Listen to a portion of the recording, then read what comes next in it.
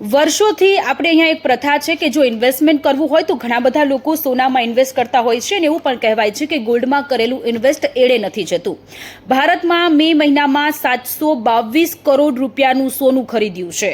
લોકોએ ઘણું બધું સોનું ખરીદ્યું. આખી દુનિયામાં ત્રીજો સૌથી મોટો દેશ છે સોનું ખરીદનાર, અને સ્વિટ્ઝરલેન્ડના લોકોએ સૌથી વધુ સોનું ખરીદ્યું છે. સોનાનો ભાવ સતત આસમાને પહોંચી રહ્યો છે, છતાં પણ જે લોકો સોનામાં ઇન્વેસ્ટ કરવા માંગતા હોય છે, ઘણા બધા લોકો સોનામાં ઇન્વેસ્ટ કરતા હોય છે, અને એટલા જ માટે કે સેફ કહેવાય છે. ગોલ્ડ ઇટીએફમાં 12 મહિના પછી ચોખ્ખું રોકાણ શરૂ થયું છે. આખી યાદીમાં મે મહિનાની આખી યાદી છે, જેમાં સ્વિટ્ઝરલેન્ડમાં 2461 કરોડ સોનું ખરીદ્યું છે, ચીનના લોકોએ 2109 કરોડ, ભારતના લોકોએ 722 કરોડ રૂપિયા સોનું ખરીદ્યું છે.